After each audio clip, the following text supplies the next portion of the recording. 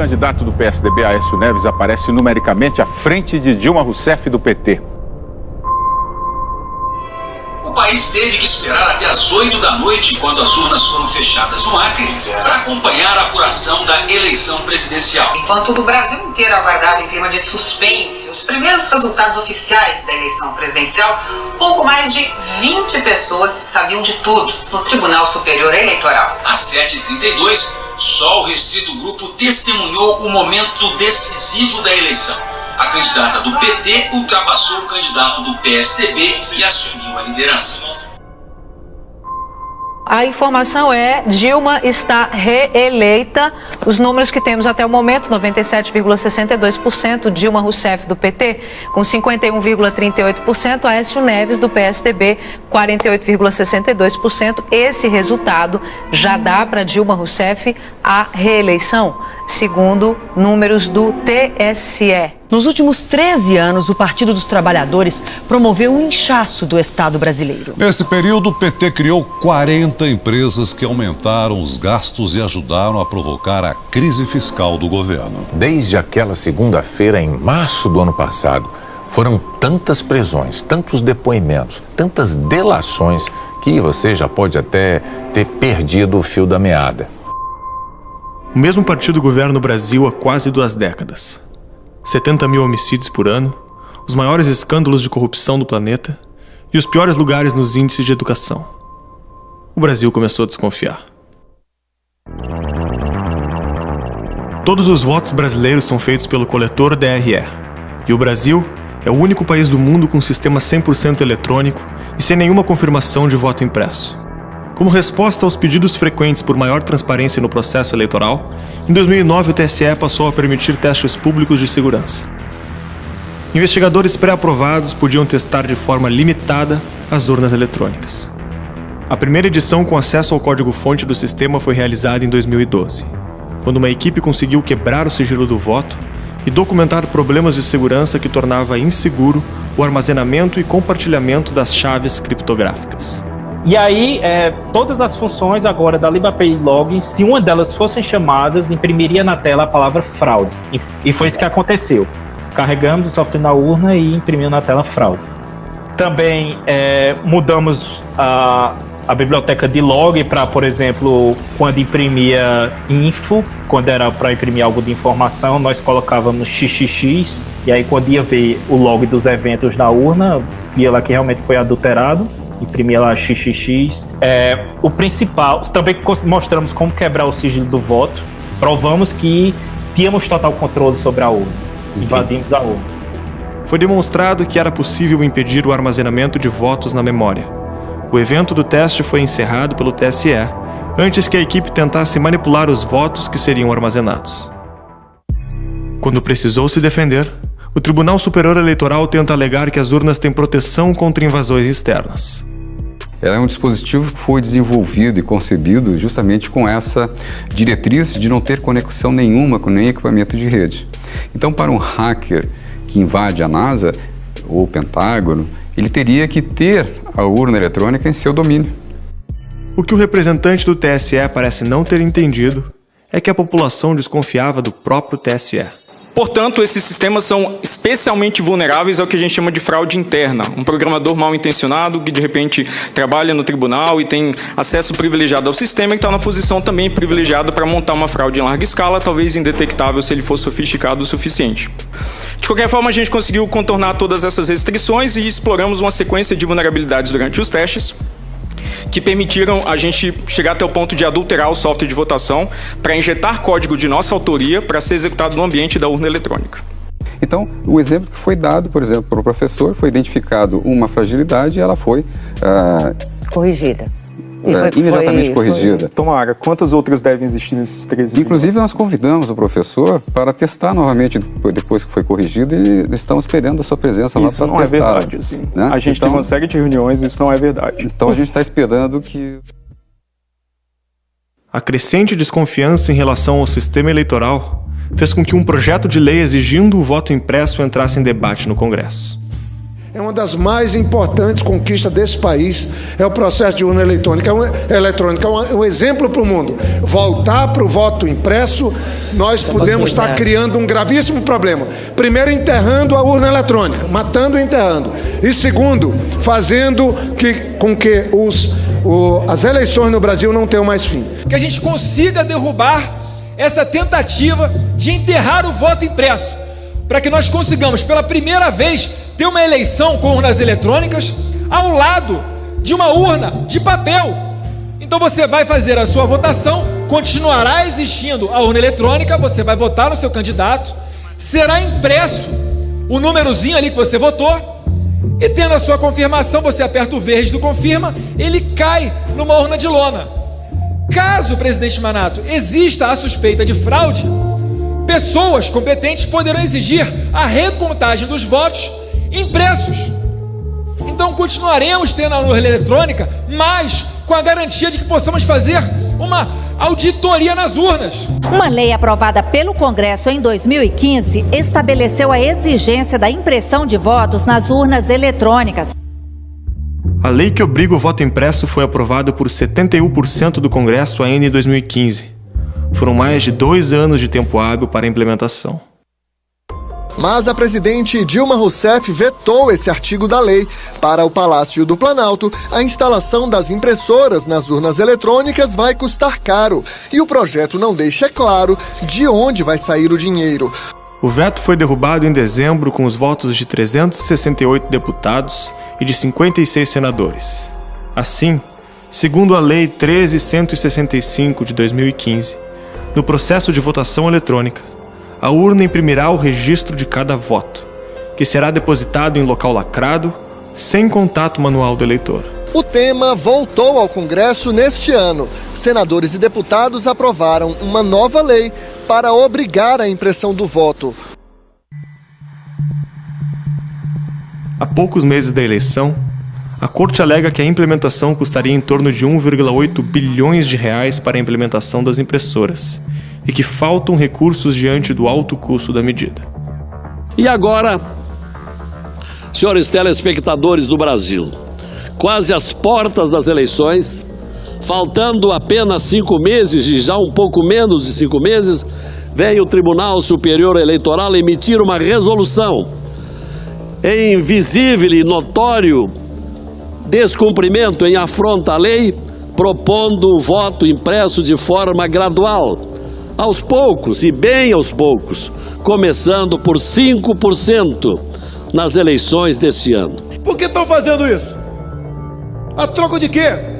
O TSE teve tempo mais do que suficiente para se adequar de 2015 para agora e para o ano que vem. Serão 3 anos. Nossa república está à beira do abismo. Se os senhores não se colocarem em pé e defenderem a sua legitimidade da outorga e aceitarem esse abuso de autoridade, acabou a república, excelência. Especialistas alegam em audiência pública que o Tribunal Superior Eleitoral tem demonstrado má vontade e falta de interesse para implementar o sistema de impressão de votos na urna eletrônica. O senhor diria então que essa versão corrente de que o tribunal teria que gastar em torno de 2 bilhões de reais para habilitar o voto impresso, isso não procede? Isso é uma posição de má vontade que encontrou uma forma de inviabilizar o cumprimento da lei com um argumento de falta de orçamento. Há uma resistência, o TSE não quer imprimir o voto, é isso? Senador, infelizmente eu acho que é muito pior que isso. Quando o voto impresso foi aprovado, o TSE decidiu promover uma licitação para definir a empresa que atenderia à implementação da impressora. O edital TSE 106/2017 vinha acompanhado de um termo de confidencialidade que determinava, na segunda cláusula, que as chaves criptográficas de segurança das urnas eletrônicas poderiam ser cedidas para a empresa contratada. Sendo que não haveria nenhuma necessidade de entregar o código do sistema eleitoral para uma empresa que tem como responsáveis 3 venezuelanos e um português que não tem nenhum compromisso com a legislação brasileira, inclusive de cumprir o tal termo de sigilo sobre o conteúdo do material dos sistemas que eles receberiam a pretexto de desenvolver o voto impresso. Isso, o que está no edital de licitação para implementar o voto impresso esse ano, a meu ver, é um ato de traição à soberania nacional.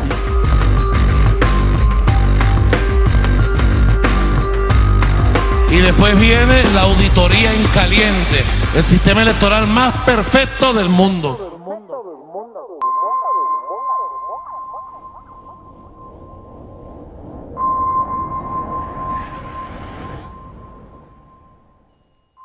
Eu quero falar com você, mulher.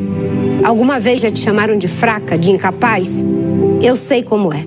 Cabo Daciolo 51. Glória!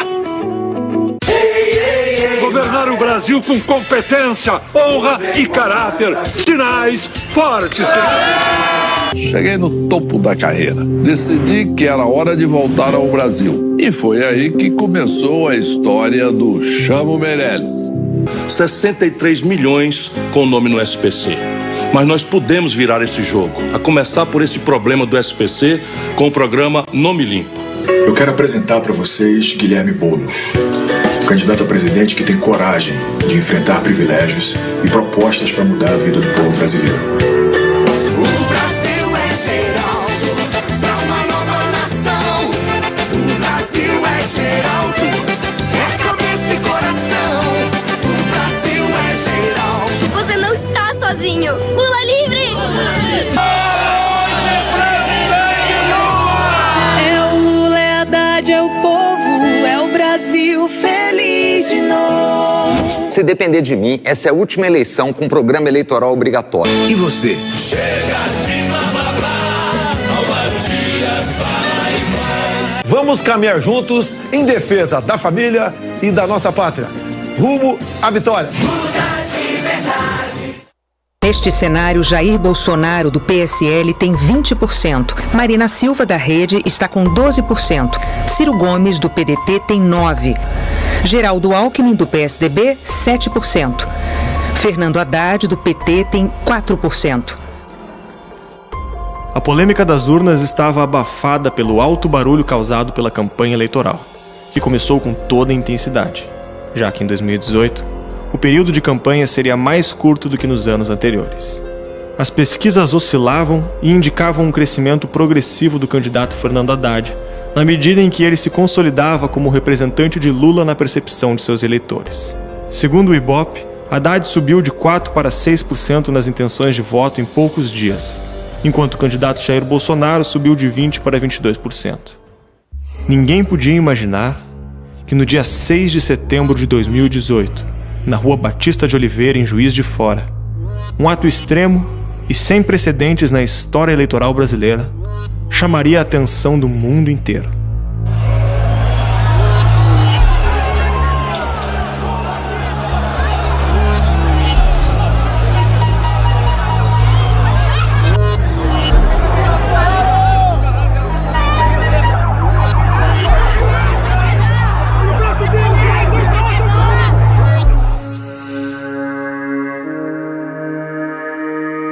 O jornal The New York Times tem chamada na capa sobre isso e contextualiza que um candidato líder de pesquisas para a eleição presidencial do Brasil foi esfaqueado durante um evento de campanha. O Washington Post coloca a notícia do esfaqueamento contra Bolsonaro também na capa do jornal. A capa do jornal britânico The Guardian diz que o candidato de extrema-direita à presidência do Brasil foi esfaqueado durante um comício. O jornal espanhol El País tem um título parecido e também deu destaque para a notícia na capa do site e também no aplicativo de notícias nos celulares. É a primeira pesquisa do Instituto depois do atentado contra o candidato do PSL, Jair Bolsonaro. Em agosto, Jair Bolsonaro, do PSL, tinha 20%. No início de setembro, oscilou dentro da margem de erro para 22%. Agora foi para 26%. Ciro Gomes, do PDT, tinha 9%, foi para 12% e agora está com 11%. Marina Silva, da Rede, estava com 12%, depois 12% de novo, agora está com 9%. Geraldo Alckmin, do PSDB, tinha 7%, depois 9% e agora manteve os 9%. Fernando Haddad, do PT, estava com 4%, depois 6% e agora tem 8%. Considerando a margem de erro, tem de 6 a 10. 2015, aproveitei um projeto em andamento na Câmara e emendei-o. Conseguimos o voto impresso, que era a única garantia que nós teríamos em 2018. Dizer que quem votou no João vai contar para o João. Quem votou na Ana ou na Maria vai para Maria. Dilma Rousseff vetou o nosso projeto. Vetou o nosso projeto. Nós derrubamos o veto. Não podemos deixar de esquecer que em 2014, em Quito, eu não vi isso na imprensa brasileira, pode ser que tenha sido publicado em algum outro jornal por aí, Dilma Rousseff em Quito, entre outras medidas, decidiu criar uma unidade técnica eleitoral sul-americana. O PT descobriu o caminho para o poder, o voto eletrônico. Uma pesquisa publicada pela Avast em 2018 afirmou que 91,84% dos brasileiros não confiam no processo eleitoral.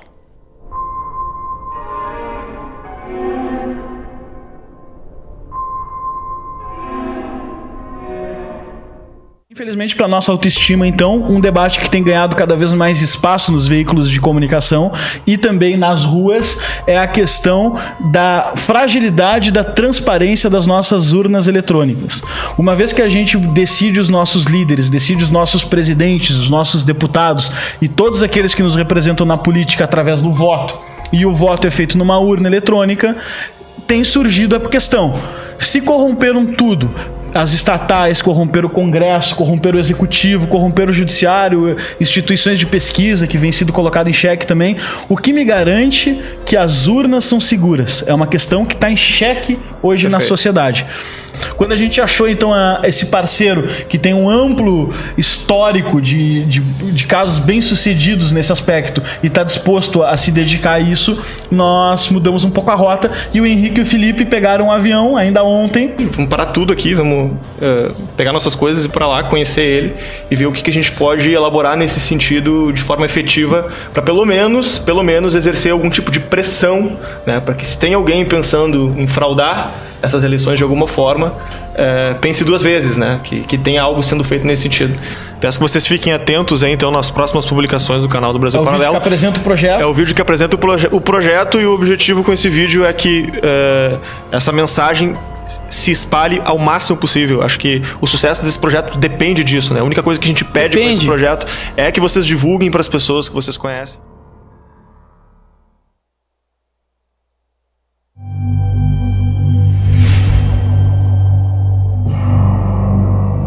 O método utilizado nesse tipo de investigação é baseado na lei de Benford, e ele é tão confiável que em alguns países, como por exemplo nos Estados Unidos, isso tem validade como prova judicial. No caso da fraude da Enron, a prova de Benford foi um teste decisivo para a configuração da fraude perante o Poder Judiciário americano. E é exatamente esta metodologia que nos aponta que a probabilidade de fraude na eleição presidencial brasileira de 2014 foi de 73,14%. É necessária uma operação estruturada para que o cruzamento de dados seja feito. Nas eleições de 2014, só foi possível iniciar esse trabalho alguns meses depois da apuração. Dessa vez vai ser diferente, porque nós estruturamos uma operação tecnológica para checar em tempo real a validade da apuração. Em laboratório sediado nos Estados Unidos, nós montamos um cluster de servidores com alto poder de processamento. Essas máquinas estão configuradas para capturar, processar e analisar o banco de dados do Tribunal Superior Eleitoral. O cruzamento dos dados do TSE com a curva da lei de Benford vai nos dar o índice de confiabilidade do resultado das eleições brasileiras de 2018. Trabalharemos em paralelo com a apuração do TSE e publicaremos os resultados da Operação Antifraude 2018 4 dias após o encerramento da apuração, ou seja, no dia 11 de outubro. A publicação será encaminhada para a comunidade científica internacional. e será divulgada para o povo brasileiro. O Brasil precisa que o maior número de pessoas saiba que essa operação está acontecendo. Só assim nós vamos reduzir o risco de fraude. A sua missão é compartilhar essa mensagem.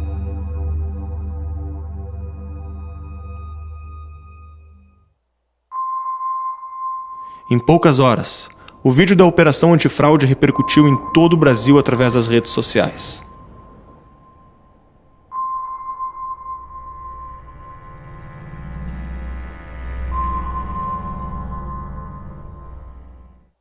Às pressas, grandes veículos de comunicação tentaram invalidar a operação, publicando matérias difamatórias, copiando na íntegra a declaração do próprio TSE sobre a segurança das urnas. O sistema de incentivos está pervertido. Aqueles que deveriam investigar igualam a verdade à opinião do governo e vendem a opinião para a população, recebendo bilhões de reais para fazerem isso.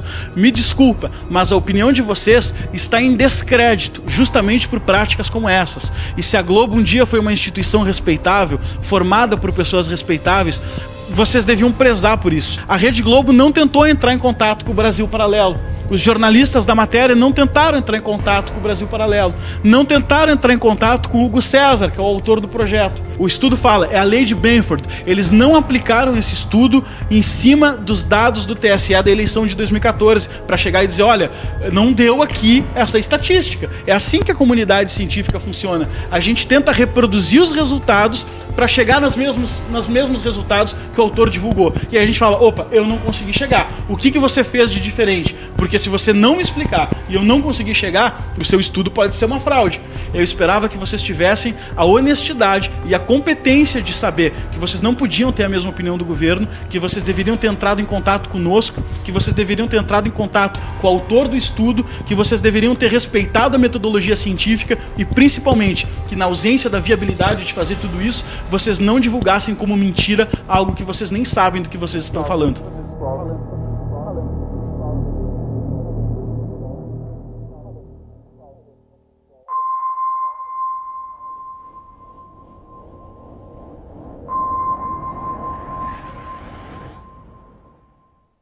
Em sessões diferentes, os eleitores disseram que quando foram votar, digitavam os números corretamente, mas na tela aparecia a foto de outro candidato. A dona Maria entrou para votar. Só que, segundo a aposentada, ao digitar os candidatos do 17 na urna, apareciam os candidatos do 13. Quando eu comecei a votar para senador, veio o número 13. E eu não voto no 13. Para governador foi a mesma coisa e para presidente também a mesma coisa, veio o número 13. Elas estão fraudadas. As urnas estão fraudadas. A minha filha acabou de ligar para mim agora, que ela votou no 17 e deu 13, Fernando Haddad. Ele está dando entrevista agora, que ele votou no 17, cabe Fernando Haddad. O seu Antônio disse que iria votar em Bolsonaro para presidente. Mas quando digitava os números, aparecia automaticamente o 13 de Fernando Haddad. O empresário falou ainda que o problema foi registrado na ata pelos mesários. Eu fui apertando todos os números, né, que estão aqui, que é a minha colinha. E quando eu apertei o 17 e confirmei que seria o Bolsonaro, apareceu a foto do Haddad e o número 13. O que aconteceu, senhor? Qual que é o seu nome? Meu nome é Ademir. Comigo aconteceu o mesmo também, mas quando chegou no governador, aí não foi confirmado e nem no presidente. O governador foi o 30 e o presidente foi o 17. Não foi confirmado. Vou corrigir de novo. Pela terceira vez, eu vou corrigir de novo. Corrige. A tecla vermelha. Número 1. Número 7. Voto nulo.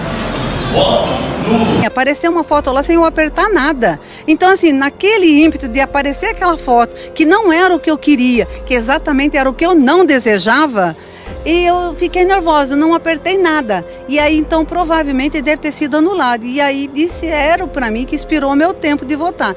Na hora de votar, eu votei em todos os outros candidatos, mas quando chega para votar para presidente, a urna cancela, né, da finalização sem a gente votar para presidente.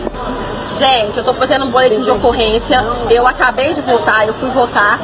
Quando eu fui digitar o presidente, eu digitei 17, apareceu só o número, não apareceu a foto do Bolsonaro e embaixo estava escrito voto nulo. O que aconteceu? Aconteceu a mesma coisa, fui votar, consegui votar em todos os outros candidatos, na hora de votar para presidente, a urna mostrou a foto, eu digitei devagar, porque estão divulgando que o TRE está falando que a pessoa digita rápido e não dá certo, né? Eu digitei devagar, apareceu a foto, aí na hora de apertar confirma, simplesmente finalizou, ou seja, meu voto para presidente não foi computado. Vamos chegar mais longe, eu uso aqui a minha imunidade parlamentar, que ainda vai até janeiro, independente dessa eleição, para trazer essa denúncia com documentos da Justiça Eleitoral. Nosso advogado acabou de confirmar, conseguir identificou 2 urnas que eu digo adulteradas. Aqui o juiz eleitoral e o Ministério Público foram até o local, parabéns para o Ministério Público atuante nesse caso, para o juiz, fizeram em loco o teste, levaram de novo, e nosso advogado fez o registro aqui na ata eleitoral da mesa. Olha que grave, gente. No final do processo, o voto para presidente da urna não aparece a opção confirmar, em seguida apareceu a tela gravando, ou seja, está adulterado e fraudado. 2 urnas estão apreendidas. Eu achei que podia ser problema técnico, 1, 2, 3 urnas pelo Brasil. São centenas de urnas no Brasil inteiro com problema. Nós não vamos aceitar esse resultado. Não vamos aceitar. Bom, foram 2.400 urnas em todo o país que tiveram que ser substituídas. Em todos os estados houve substituição e 3 cidades tiveram votação manual. Foram as cidades de Três Coroas, no Rio Grande do Sul, Botucatu e Juquia, em São Paulo. Então tiveram que voltar ali para o modo mais antigo, no papelzinho, fazer a votação manual. Às 17 horas, quando as primeiras urnas foram fechadas, o ministro da Segurança Pública, Raul Jungmann, fez uma declaração alegando que é inaceitável tentar fazer crer que as urnas são frágeis e passíveis de fraude. Jungmann concluiu dizendo que estão chegando aos responsáveis pelas fake news e que eles serão denunciados pelo Ministério Público e enquadrados em falsidade ideológica ou crime contra a honra. Prestem atenção, o que esse sujeito disse? Ele não disse que as fraudes estão sendo investigadas ou que as possibilidades de fraudes estão sendo investigadas. Ele disse que aqueles que denunciaram as fraudes estão sendo investigados. Então, nessas poucas linhas, seu ministro, você cometeu 3 crimes. 3 crimes. Primeiro, prevaricação. Você deixou de cumprir o seu dever de ofício, que é investigar as denúncias em vez de intimidar os denunciantes. Segundo, você praticou o crime de ameaça, que é ameaçar de trazer um dano injusto a uma pessoa, tá certo? E terceiro, você cometeu o crime de constrangimento ilegal, que é impedir a pessoa de fazer o que a lei permite. 3 crimes em 2 minutos. Isso bem mostra a natureza dessa sua mente porca, né? Então, em primeiro lugar, ele deu essa entrevista poucas horas depois da eleição. Já havia ali milhares de denúncias. Como é possível esse sujeito dizer que investigou? Não necessariamente o que os nossos olhos veem, o que os nossos ouvidos escutam, corresponde ao que realmente acontece. Agora, se a pergunta objetiva, uma manifestação minha sobre o nosso sistema eletrônico de votação e de apuração e totalização de votos, eu reafirmo a minha total confiança nas nossas urnas eletrônicas. Sempre onde está o homem, sempre onde está o ser humano, seja homens e mulheres, há possibilidade de fraude. Não há a menor dúvida, né? Nós todos somos sombra e luz. Alguns dias após os dados da apuração eletrônica serem disponibilizados pelo TSE, o pesquisador Hugo Echel aplicou a metodologia de Benford sobre os dados do primeiro turno da eleição de 2018 e divulgou os resultados do estudo. Esses dados foram organizados de uma forma gráfica, onde cada uma das barras azuis representa um dos subgrupos numéricos. As linhas laranja representam os limites da lei de Benford, com uma margem de erro de 3% para mais ou para menos. Desses, apenas 25 apresentaram conformidade com a lei de Benford, ou seja, existe 77,68% de inconsistência no conjunto numérico analisado. O objetivo desse estudo não é apontar a existência ou não de uma fraude, e sim verificar, de acordo com a lei de Benford, a probabilidade dos números terem sido alterados artificialmente. O resultado que acabamos de apresentar aponta a necessidade de uma investigação mais profunda sobre o resultado das eleições, e a forma mais confiável é a recontagem física dos votos e que ela seja acessível a qualquer cidadão. Isso é impossível no atual sistema eleitoral brasileiro.